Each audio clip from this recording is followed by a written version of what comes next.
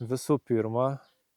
bendradarbiauti su gamta, ne kovoti su ja kiekvieną kartą, kiekvienais metais, bet bendromis jėgomis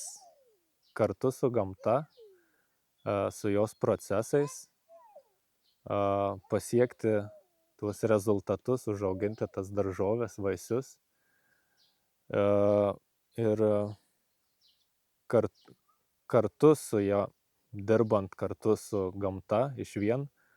ir turbūt net ir pasiekti geresnius rezultatus negu įprastai auginant daržoves, tarkim, ar ne, ar dar daržoves, ar vaisius. Ir vien dėl to, kad gamta visą laiką yra linkusi vešėti, augti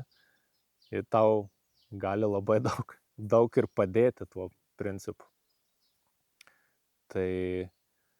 būtent šito principo dėka, kai tu padedi gamtai ir gamta visą laiką nori padėti tau, dirvožemyje vyksta labai daug procesų, kuriems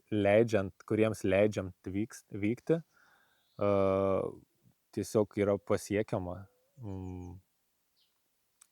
daug daugiau naudos, ne vien užauginant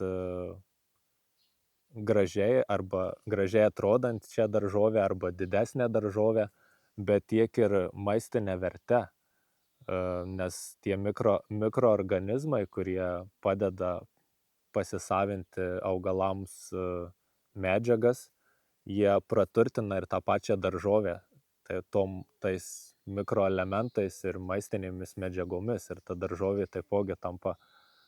žymiai sveikesnė ir netgi ir skanesnė negu įprastai užaugintas maistas.